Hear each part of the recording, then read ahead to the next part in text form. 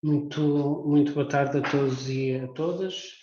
O meu nome é João Mendes Moreira, eu sou o diretor da área de conhecimento científico da unidade FCCN da Fundação para a Ciência e Tecnologia de Portugal, que coorganiza este evento e tenho o privilégio de ser o orador desta sessão. O moderador, aliás, o orador desta sessão de encerramento é presidente honorário da Universidade de Lisboa, depois de ter sido seu presidente entre 2006 e 2013, professor de educação, tem doutoramentos pela Universidade de Genebra e pela Universidade de Paris Sorbonne. Foi-lhe concedido o título de doutor honoris causa por várias universidades. Atualmente serve como embaixador de Portugal na Unesco. Senhor Embaixador António Nova, é uma honra e é um privilégio contar com a sua presença. Muito obrigado por ter aceito o nosso convite. O Senhor Embaixador teve um papel, talvez seja pouco dizer isto, preponderante para a concretização da recomendação da Unesco em ciência aberta. Esperamos cuja aprovação esperamos venha a ocorrer na próxima Assembleia Geral da Unesco em novembro. E é precisamente esse tema que o traz a esta conferência de profissionais da ciência aberta. Alguns de nós trabalhamos há décadas nesta área e o título da apresentação é Unesco e Open Science. Senhor Embaixador, muito obrigado uma vez mais, a palavra é sua. Muito obrigado pelo vosso convite, muito obrigado ao João Mendes Moreira, muito obrigado também ao Paulo Quaresma, que teve um papel aqui nas negociações finais desta recomendação sobre Open Science aqui na Unesco, e obviamente ao professor Delfim Leão, que foi o nosso membro no Advisory Committee desta recomendação. É um prazer estar convosco nesta 12ª edição da Conferência Luso-Brasileira de Ciência Aberta e assinalo 12ª, porque são muitos anos, muitas pessoas, muita gente, muitos movimentos, muitas dinâmicas a trabalharem sobre a ciência aberta, há muitos anos, há muitas décadas, e na verdade é isso que é preciso reconhecer e é isso que, num certo sentido, a Unesco está também a reconhecer. Eu não sou especialista deste tema, não quero ser, não é a minha área de trabalho, mas a vida levou-me a encontrar-me com o tema e é nesse sentido que vos dirigirei algumas palavras simples sobre a ciência aberta e, em particular, sobre esta recomendação que a Unesco aprovará na sua próxima Conferência Geral. Quando aqui cheguei, quando fui nomeado embaixador pelo Governo de Portugal na Unesco em 2018, eu trazia duas ideias no bolso. Duas ideias que apresentei no momento em que apresentei as minhas credenciais à diretora-geral da Unesco. Eu disse-lhe, trago-lhe aqui duas ideias. A primeira é um novo relatório sobre os futuros da educação. A segunda é a construção de uma recomendação sobre a ciência aberta.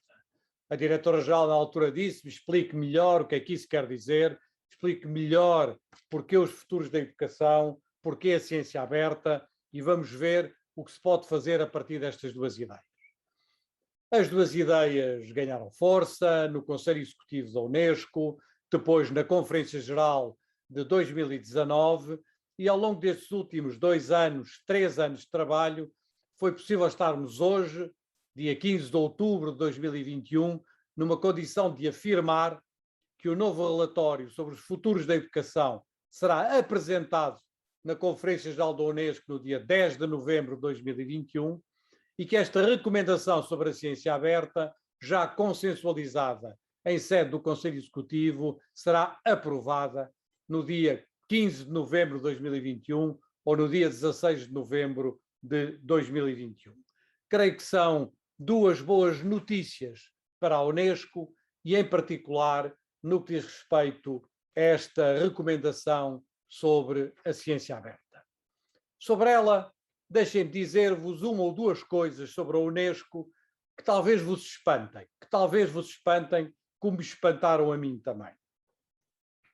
A Unesco é uma instituição muito influente no mundo, é uma instituição que tem uma capacidade de influência muito grande no mundo, mas é, na verdade, uma pequena instituição. É uma instituição dotada de poucos meios, de poucos meios financeiros, de poucos recursos humanos próprios e que, portanto, tem sempre uma grande dificuldade, vamos dizer assim, permitam uma expressão, em fazer coisas, não é? No sentido concreto do termo. Algumas coisas têm feito, por exemplo, na área dos oceanos, e muito devemos ao professor Mário Ruivo e à sua intervenção ao longo de muitas décadas nesta área aqui na Unesco, mas a Unesco tem pouca capacidade, tem poucos meios e poucos instrumentos para fazer coisas. Se vos quiser dar, porque somos quase todos que estão aqui à volta desta mesa, universitários, o orçamento da Unesco, anual da Unesco, é inferior ao orçamento da Universidade de Lisboa.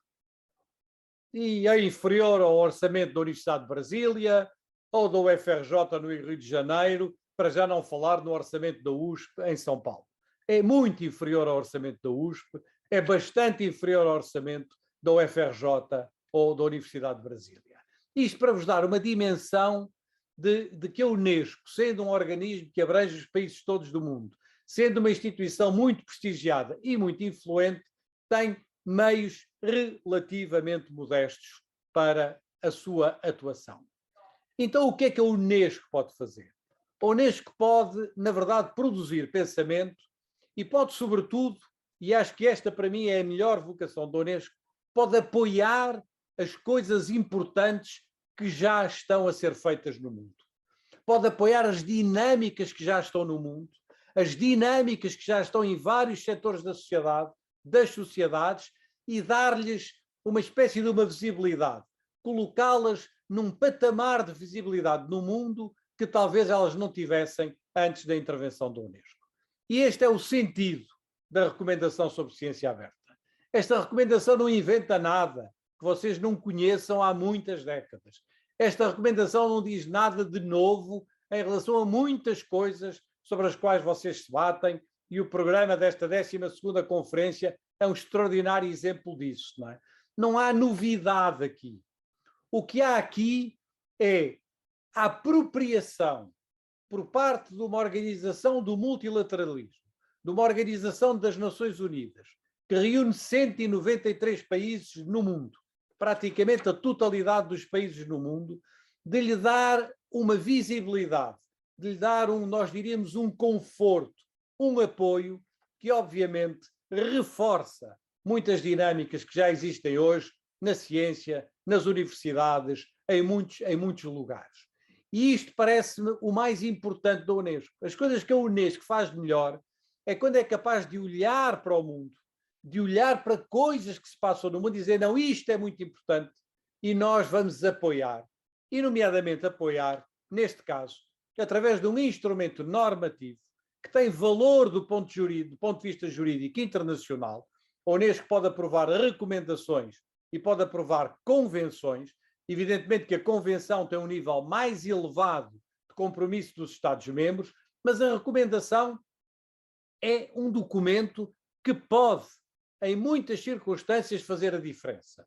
Eu sou da área da educação, como o João Mendes Moreira disse, e eu sei bem a importância que a recomendação de 1956, já lá vão 55 anos, sobre a condição do pessoal docente, tem tido no mundo ao longo destes 55 anos. Ainda hoje, vocês veem sindicatos da África e da América Latina e da Europa, nas suas reivindicações, colocarem como bandeira a recomendação da Unesco de 1966 sobre a condição do pessoal docente. É esta espécie de apoio, de dinâmica que a Unesco pode trazer, e isto é o que a Unesco faz melhor. E era isto que estava verdadeiramente na minha cabeça quando, em 2018, propus à diretora-geral primeiro e depois aos membros do Conselho Executivo de nos lançarmos nesta recomendação sobre a ciência aberta, que felizmente veio a ganhar uma dinâmica forte aqui dentro da Unesco, talvez também ajudada pelos tempos da pandemia, que tornaram mais evidente a necessidade de uma ciência partilhada, de uma ciência aberta, de uma ciência que leve os benefícios da ciência, e no caso das vacinas e dos medicamentos, a todos os lugares do mundo. Não vou fazer o papel de especialista que não sou, não vou dizer-vos coisas que vocês já não saibam, vou fazer telegraficamente 4 entradas, muito telegráficas, para vos dizer o que me parece do meu ponto de vista e do ponto de vista daqueles Estados que apoiaram esta recomendação no Conselho Executivo e que a vão apoiar na Conferência Geral, o que são aspectos importantes para a Unesco. Vou fazê-lo telegraficamente em torno de um ponto de partida, 2 preocupações, 3 temas e 4 orientações. Simplificadamente, um ponto de partida. O ponto de partida, evidentemente, é aquele ponto de partida que nos une todos e que está no documento, o mês passado, lançado pelo secretário-geral das Nações Unidas, António Guterres, designado Our Common Agenda, e que num dos parágrafos diz: temos que terminar com a guerra contra a ciência, a war on science. Temos que terminar com o negacionismo, temos que terminar com a desconfiança na ciência, temos que construir uma dinâmica de maior confiança na ciência, do ponto de vista da sociedade, do ponto de vista das políticas, do ponto de vista do multilateralismo. Este é o ponto de partida. Precisamos de uma ciência com mais confiança, precisamos dos cidadãos com mais confiança na ciência. Não podemos continuar a alimentar esta guerra contra a ciência que está a minar os fundamentos das nossas sociedades, que está a minar as bases das nossas democracias no tempo inteiro, no mundo inteiro. Sabemos-lo bem, os nossos colegas brasileiros aqui presentes sabem-no talvez melhor do que ninguém, e é para eles também que vão os meus pensamentos, a minha solidariedade neste tempo difícil das nossas vidas em todo o mundo. Este era o ponto de partida. É preciso acabar com a guerra contra a ciência e destruir os negacionismos que por aí se têm desenvolvido. E a partir disto, 2 preocupações. E as 2 preocupações, eu não sei muito bem como é que isto se diz em português, peço desculpa, não é? Mas as 2 preocupações são a ideia do knowledge commons, enfim, de um conhecimento comum, não é? Dos comuns do conhecimento, e do combater os knowledge gaps, enfim, as diferenças, as fraturas, as divisões sobre o conhecimento no mundo. Estas eram as 2 preocupações que estavam no ponto de partida da recomendação. A ideia de que precisamos de construir esta ideia dos conhecimentos comuns, sabendo que na área do conhecimento o comum não tem o problema que tem noutras áreas, da água, dos recursos, da energia, uma vez que ela não é sujeita a diminuições ou a bloqueios, a enclosures, dizem os nossos colegas ingleses, uma vez que o comum do conhecimento é infinito. Isto é, quanto mais pessoas utilizarem o conhecimento, mais conhecimento nós temos. Não é assim com a água. Quanto mais pessoas utilizarem a água, menos água nós temos. Mas com o conhecimento há este paradoxo de quanto mais nós utilizamos o conhecimento, mais conhecimento existe. Portanto, construir esta ideia do knowledge commons é extraordinariamente importante, e esta é, aliás, uma dos pontos centrais também do relatório sobre os futuros da educação, que será também apresentado na próxima Conferência Geral.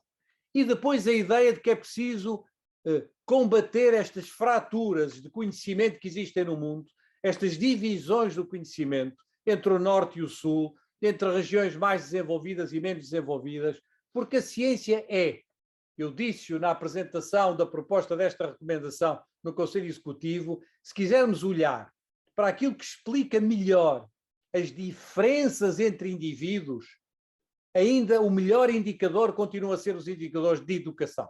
A educação continua a ser o indicador que melhor explica as diferenças ou as desigualdades, melhor dizendo, entre os indivíduos. Mas se queremos compreender as desigualdades entre países ou entre regiões, o indicador de educação não é o melhor indicador. Os melhores indicadores são os indicadores de ciência. Capacidade de produzir e de realizar ciência são os melhores indicadores para explicar essa espécie de diferenças, desigualdades que existem no mundo e que, obviamente, nós temos que combater também através da ciência. Uma ciência, veja aqui no chat, que está a ser desmontada no Brasil e em muitos lugares.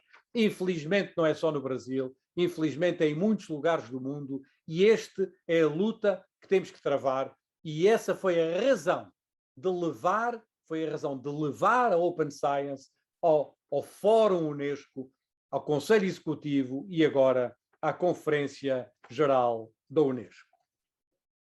Um ponto de partida, duas preocupações, três temas que desde o princípio estiveram em cima da mesa, telegraficamente. O primeiro tema, obviamente o mais fácil, é o tema do acesso, não é? E tudo o que é a abertura do acesso, tudo o que é o acesso ao conhecimento, é um tema importante para os cientistas, mas é um tema importante para toda a gente também. Mas além do tema do acesso, que vocês conhecem milhões de vezes melhor do que eu e que já debateram à exaustão em muitos dos vossos congressos, havia também o tema da sociedade. Isto é uma ciência que chega à sociedade e, portanto, havia que pôr muito a ênfase também, e nós também o colocamos no relatório sobre os futuros da educação, na ideia da comunicação científica. Comunicação científica, divulgação científica, há vários termos para designar essas questões, mas a ideia de que uma coisa é produzir a ciência e aceder à ciência, outra coisa é ser capaz de comunicar ou de divulgar a ciência, e nós temos, felizmente, nos nossos países, em Portugal e no Brasil, extraordinários comunicadores de ciência, extraordinários divulgadores de ciência, temos um património a esse nível que obviamente é muito importante quando falamos de ciência aberta.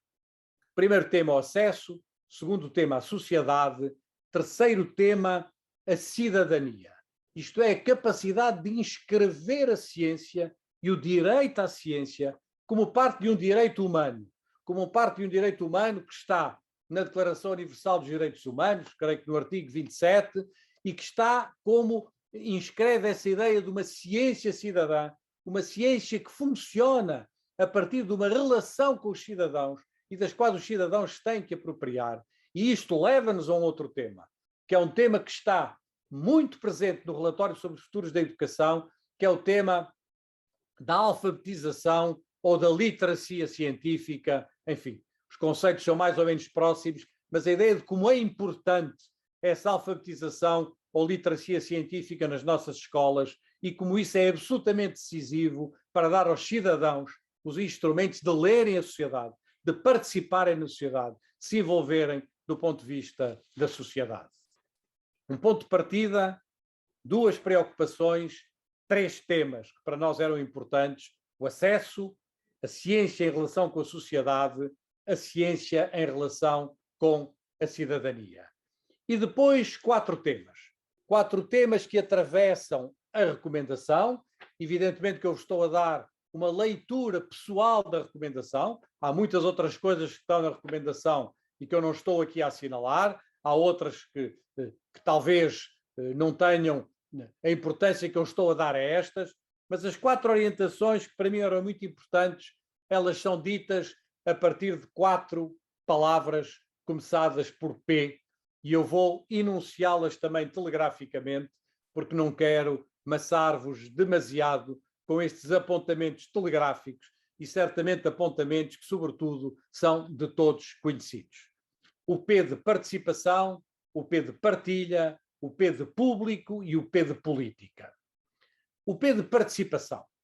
Uma orientação no sentido de uma ciência mais participativa, uma ciência mais colaborativa, uma ciência mais inclusiva, uma ciência que atenda também a diferentes formas de produzir ciência, a diferentes epistemologias do conhecimento, a diferentes lógicas de pensar e de produzir ciência, e isso é qualquer coisa de particularmente importante, certamente para Portugal, mas infinitamente mais para o Brasil, tendo em conta a diversidade das questões. E eu ainda hoje recebi um belíssimo texto que me foi enviado pela nossa colega do Rio de Janeiro, a Débora Fogel, sobre justamente os povos originários do Brasil e a importância de os proteger e de proteger as suas diversas formas de conhecer e de produzir conhecimento. A ideia de participação atravessa, pois, várias realidades, mas ela está presente nos diversas dinâmicas desta recomendação sobre a ciência aberta. Participação e partilha. A capacidade de partilha, a capacidade de partilharmos conhecimento, e partilhar é mais apenas do que apresentar o conhecimento. É entrarmos em diálogo uns com os outros. É a capacidade de construirmos diálogos uns com os outros em torno dessa partilha do conhecimento. E aqui uma pequena nota de rodapé, mas que é uma nota de rodapé para mim muito importante, sobre a questão das línguas e sobre o multilinguismo, que é absolutamente decisivo na agenda sobre a Open Science. Todos nós escrevemos em inglês, todos nós publicamos em inglês. O inglês é a língua franca da ciência e não há mal nenhum nisso. Num certo sentido, o inglês ser a língua franca pode proteger as outras línguas. Pode acabar com a ideia de que há 4 ou 5 línguas dominantes e que todos temos que nos vergar essas línguas, e pode querer dizer, ok, todos nós temos uma língua franca e uma língua nossa. E todos nós temos que trabalhar na língua franca e na língua nossa. E todos nós temos que ser capazes de trabalhar em inglês, que é a língua franca, mas também em português, ou em francês, ou em alemão, ou noutra língua qualquer. E a ideia do debate sobre as línguas e a importância das línguas no quadro da Open Science é absolutamente decisiva, na minha opinião, e ela não deve ser descurada. Participação, a partilha, o público. O público neste sentido. Eu lembro-me, era reitor da Universidade de Lisboa, quando numa das orações de sapiência, não é, da abertura do ano académico da Universidade de Lisboa, esteve a cargo de um colega nosso, sociólogo, o professor Manuel Vilaverde Cabral. Já foi há 15 anos, talvez. E o Manuel Vilaverde Cabral dedicou a sua oração de sapiência, em parte, a dizer: nós fomos formatados na ideia do P e P, e eu agora venho-vos apresentar um outro P e P. O primeiro P, obviamente, é o publish or perish, não é? Ou publicas ou morres, não é?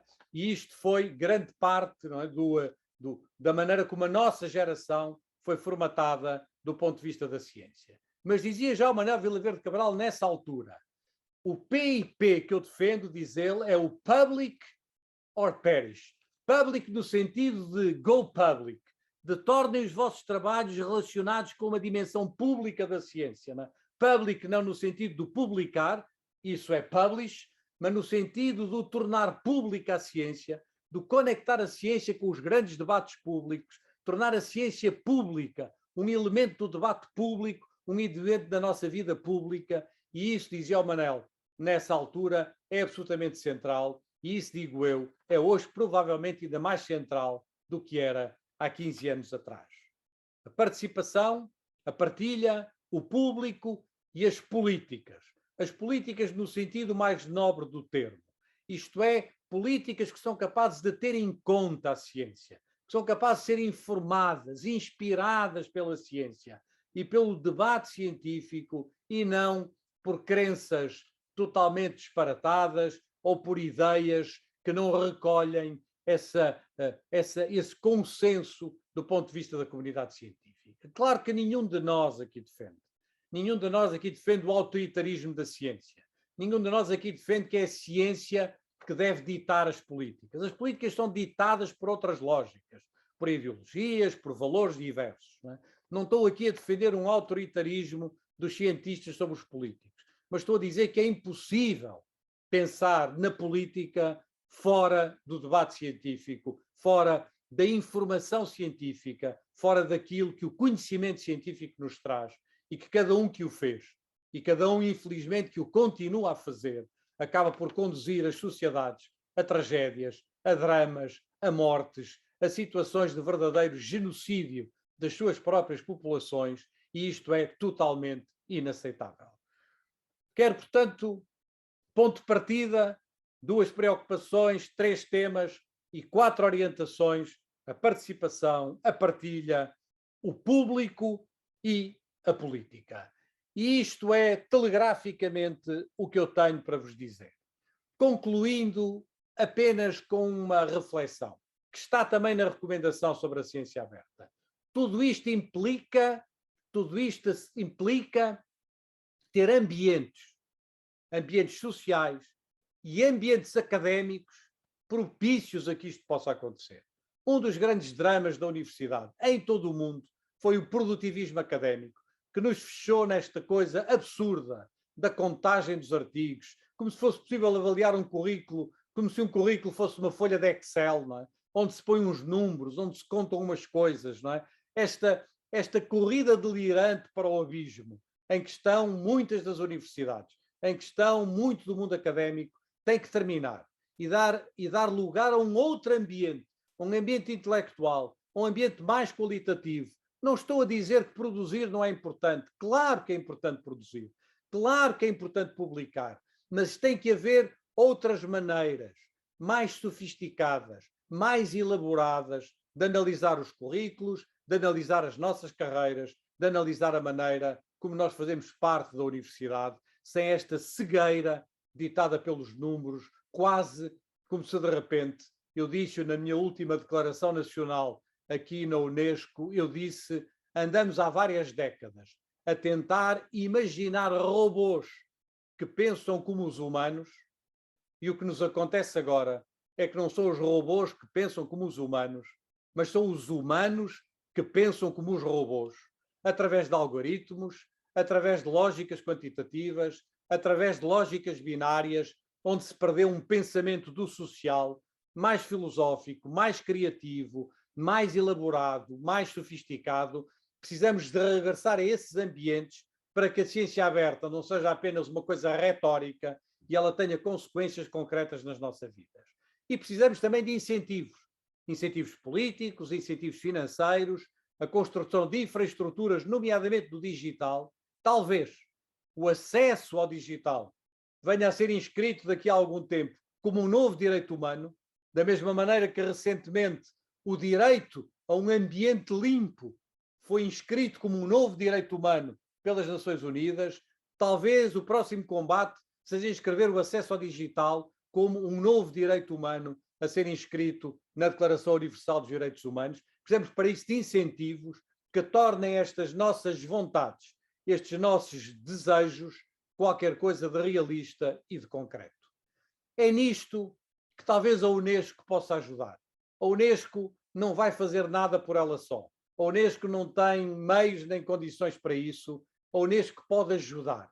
E se a Unesco souber ajudar os bons movimentos, as boas dinâmicas que há no mundo, na ciência, na educação, na cultura, souber valorizar as coisas importantes que se fazem, como esta, que vocês coletivamente vêm fazendo há tantos anos, eu acho que a Unesco pode ficar contente com o seu trabalho e, se o fizer, todos estaremos reconhecidos e satisfeitos com a Unesco. É neste sentido que, para mim, a recomendação sobre Open Science tem lugar aqui na Unesco. Foi por isso que eu me bati por ela e é por isso que é para mim uma grande satisfação saber que ela vai ser aprovada precisamente dentro de um mês e é por isso que é para mim também uma grande satisfação poder estar aqui convosco, sobretudo para vos dizer obrigado pelo vosso trabalho. Muito obrigado. Senhor Embaixador, muito obrigado pelas suas palavras tão sábias e inspiradoras, eu diria até mesmo comoventes. Nós estamos em cima da hora, mas eu obviamente não queria deixar de dar a oportunidade de termos algumas questões. Podem colocar no chat, podem pedir a palavra. Temos aqui o João Nuno Ferreira. Muito boa tarde a todos.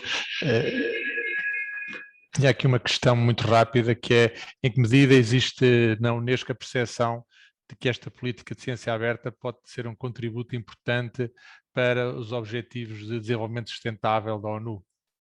Não aparecem explícitos nesses 17 objetivos, mas estão lá nas entrelinhas. A minha questão é: em que medida vem a ciência aberta a dar um contributo positivo para esses objetivos? Certamente, João. Eu julgo que é um tema que aparece muitas vezes aqui na Unesco, muitas vezes a questão da Agenda 2030, não é? E quando nós lançamos esta recomendação sobre a ciência aberta, a primeira coisa que dissemos foi exatamente o que acabou de dizer. Isto é, nos 17 objetivos não há nenhum dedicado à ciência por uma razão simples, porque todos necessitam da ciência. Como é que se combate a fome, ou as desigualdades, ou a escassez de água, ou se constroem energias renováveis, ou se constroem cidades sustentáveis sem o apoio da ciência. Portanto, a ciência atravessa, na verdade, os 17 Objetivos de Desenvolvimento Sustentável e isso foi um dos argumentos que nós utilizamos justamente no lançamento desta recomendação sobre a ciência aberta. Creio que há aqui uma consciência forte disso.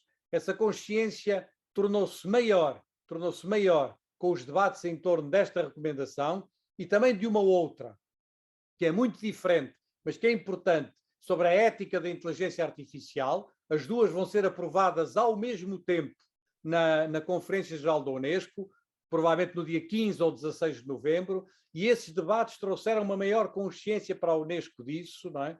E é muito importante chamar a atenção justamente para essa Agenda 2030 que nos une a todos, não é? E agora, espero eu, esta Common Agenda que o secretário-geral António Guterres lançou e que é uma espécie de um passo à frente em relação à Agenda 2030 e que é, na minha opinião, um documento extraordinário, apelando a um novo contrato social em torno de uma agenda comum ou de um programa comum para a humanidade.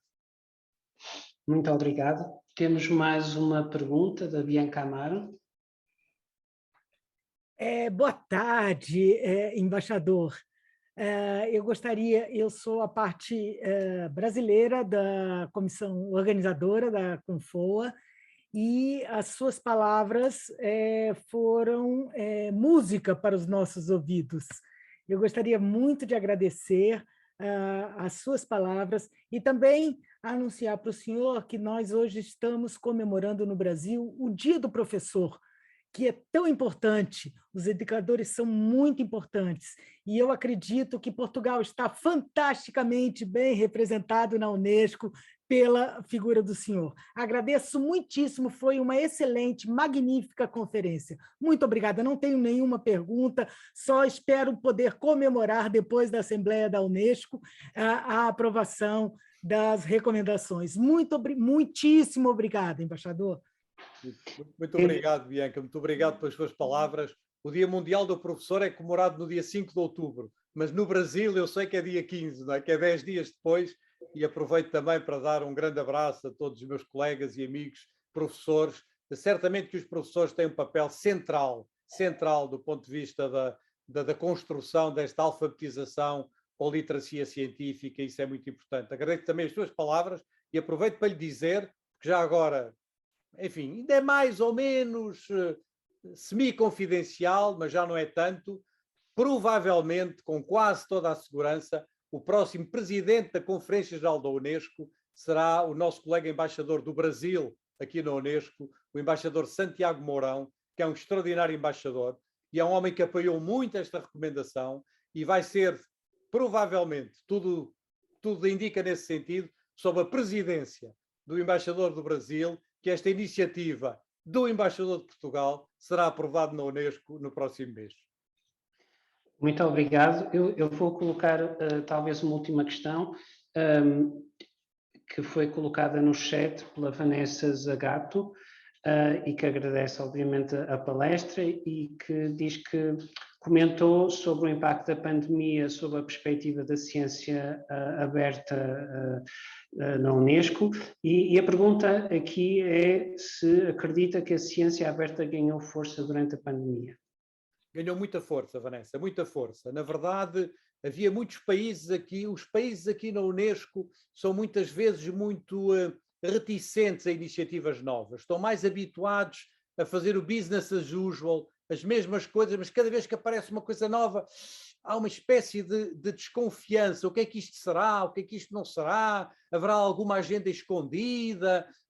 Isto vem de um país europeu? Bom, há sempre assim uma espécie de desconfiança. Então é preciso trabalhar para desfazer essa desconfiança e construir uma maior confiança.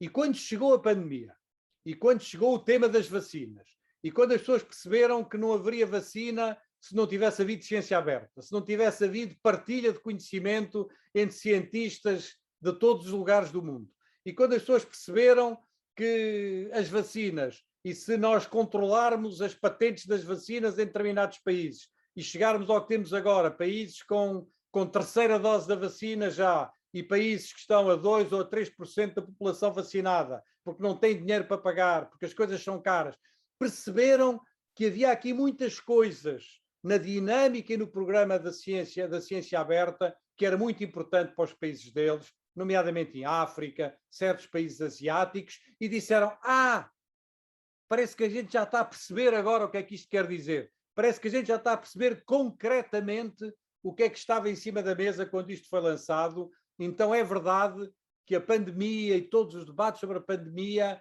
acabaram por ter aqui um efeito acelerador desta agenda da ciência aberta, e isso, num certo sentido, levou a que no início nós pensaríamos que a recomendação seria aprovada na conferência de novembro de 23, porque tipicamente as recomendações demoram 4 anos a serem aprovadas, e foi possível encurtar este tempo e dizer não, é preciso aprová-las já, é agora que o mundo precisa disto, não é daqui a 10 anos, nem daqui a 20 anos, é agora, e essa mobilização foi possível, em grande parte também pela maneira como os países perceberam coisas que não tinham entendido bem no início. Não? Senhor Embaixador, muito obrigado por ter estado connosco nesta conferência de encerramento. Foi um prazer voltar-vos a dar os parabéns, ao Eloy Rodrigues também, à Universidade do Minho, à FCT, a todos os colegas brasileiros. Sinceramente, dizer-vos apenas obrigado, porque eu acho que o que nós temos que dizer aqui na Unesco não é que estamos a fazer nada de novo, é agradecer o que foi feito e tentarmos servir o que vocês fizeram e dar-lhe, se possível, uma outra projeção. Se o conseguirmos, teremos cumprido a nossa missão. Muito obrigado. Obrigado nós. Muito obrigado a nós.